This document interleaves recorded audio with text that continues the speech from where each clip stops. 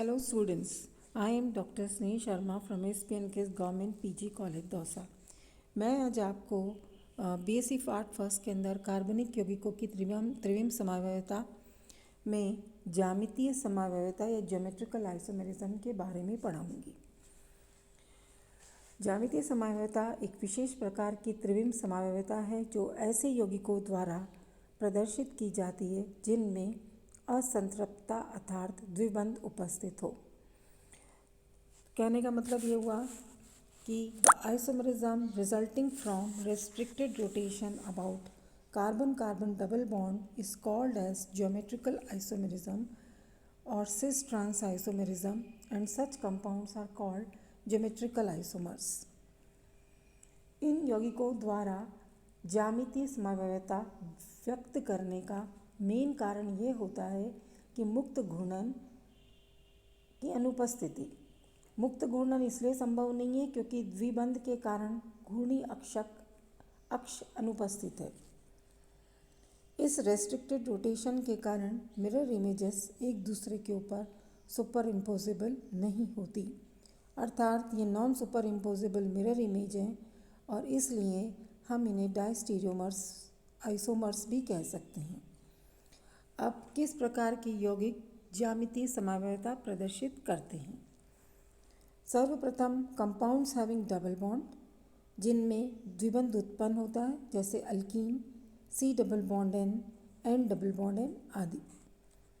दूसरे प्रकार की श्रेणी में कंपाउंड्स आते हैं होमोसाइक्लिक, एलिसाइक्लिक और aromatic, heterocyclic and fuse ring compounds. तीसरे प्रकार के आते हैं compounds having rotation restricted about single bond.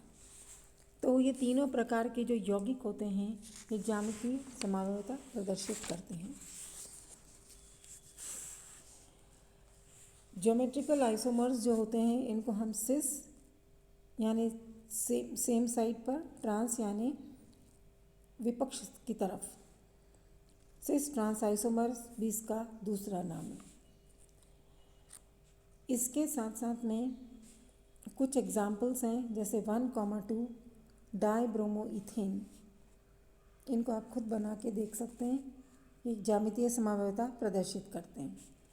अब दूसरा है 1,2 डाइक्लोरोइथीन, पहला वाला था 1,2 डाइब्रोमोइथीन, दूसरा है 1,2 डाइक्लोरोइथीन, डबल बॉन्ड होना चाहिए।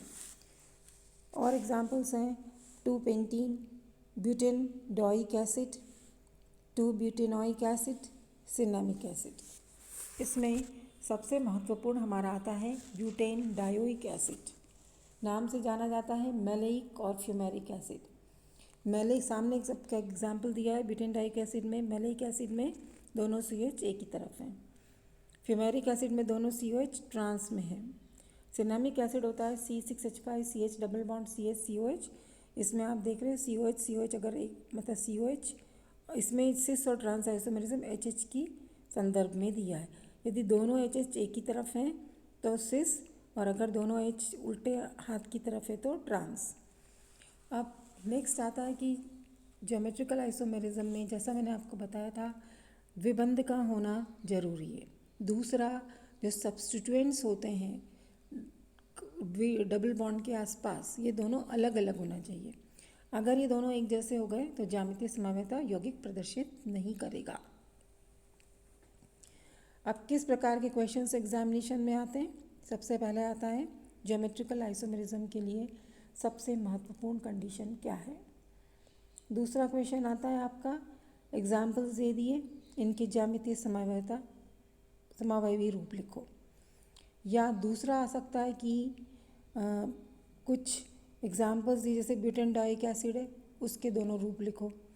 या यौगिक दे देंगे आपको और पूछेंगे कि क्या ये ज्यामितीय समावयवता प्रदर्शित करते हैं या नहीं। तो आपको क्या करना है, उन यौगिकों में सबसे पहले देखना है कि डबल बॉन्ड है या नहीं। दूसरा, डबल बॉन्ड के ऊपर जो दोनों ग्रुप्स अटैच्ड हैं वो अलग अलग हैं या नहीं। अगर नहीं है तो नहीं प्रदर्शित करेंगे, अगर हैं तो प्रदर्शित करेंगे। तीसरा क्वेश्चन ये आपका आ सकता है कि डबल बॉन्डेड कंपाउंड से क्यों ज्यामितीय समावयवता प्रदर्शित करते हैं। तो इसका उत्तर आपका क्या है, मुक्त घूर्णन। या free rotation is not possible around double bond. इसको समझाने के लिए आप समझा सकते हैं, एक गत्ते में एक कील लगा लीजिए और गत्ते को घुमाइए। फ्री रोटेशन है, गत्ता हर जगह घूमेगा। और अगर आपने दो गत्तों के बीच में कील लगाई तो क्या होगा, दो कीलें लगा ली तो डबल बॉन्ड हो गया और इसके आसपास फ्री रोटेशन पॉसिबल नहीं होगा।